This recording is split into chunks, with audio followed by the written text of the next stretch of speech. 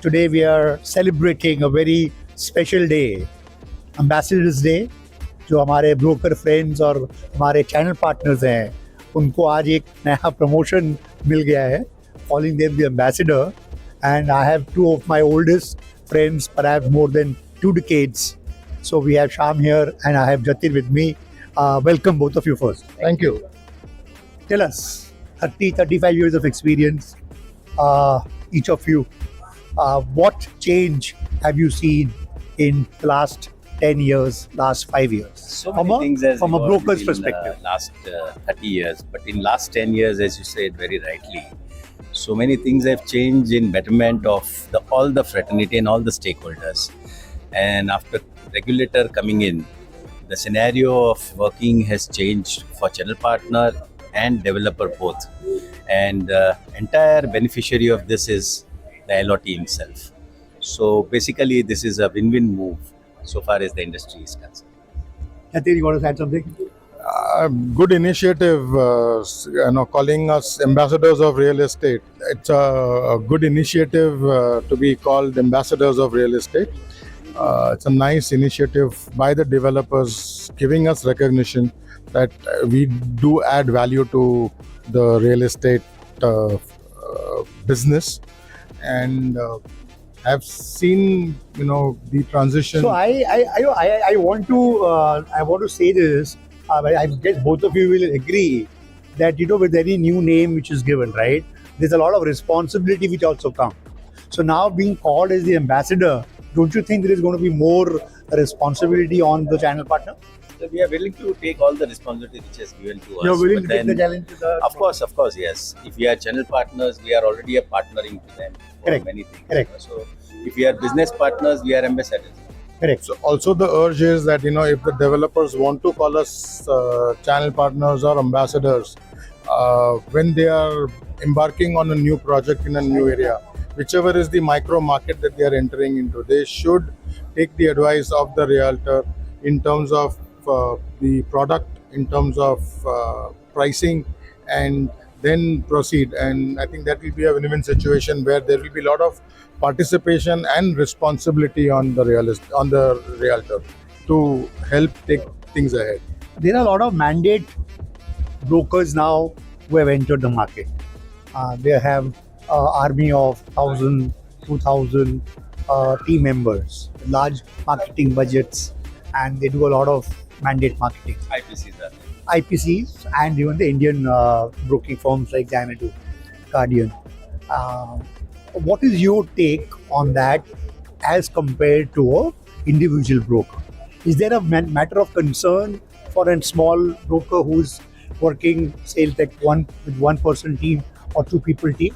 Well, it doesn't matter at all actually, because everything boils down to the ground level activity, and we are basically working on the footholds of every area, and we are working the micro area also.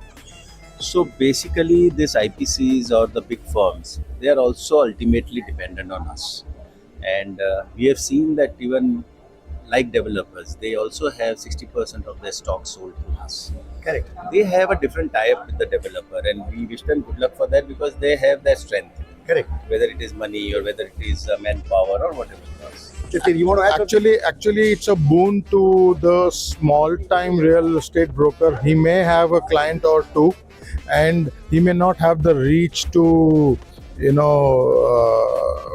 get that deal going.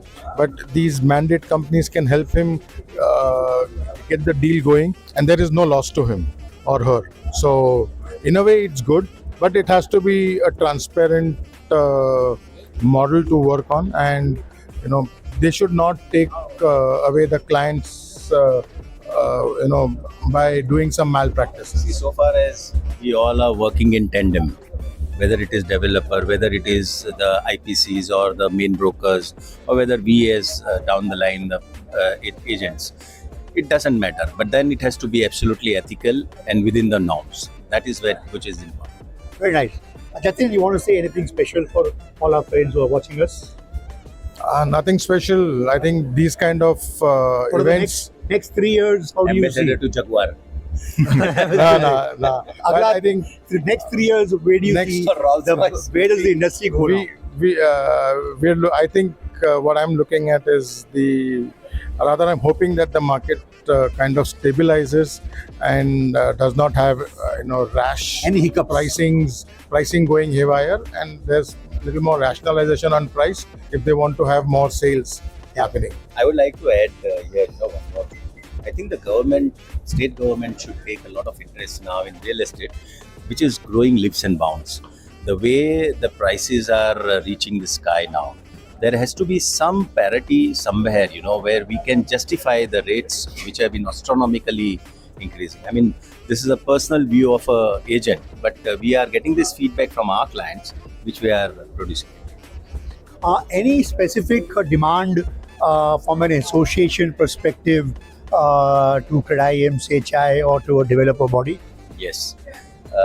I, being an SRO for RERA, I have made a requisition to current chairman that we should have a joint meeting. Developers SRO is also there and agents SRO is also there. We should have periodical joint meeting like every month or every quarter or so to understand each other's pain points and to resolve as many issues as possible. It may not be possible to overcome everything on a day, but आज start करेंगे तो कल कहीं जाके, which is Correct. I endorse his view. So good times ahead for the next 3-5 years at least. Thanks a lot. Thank you very much. you. And thanks, Jatin.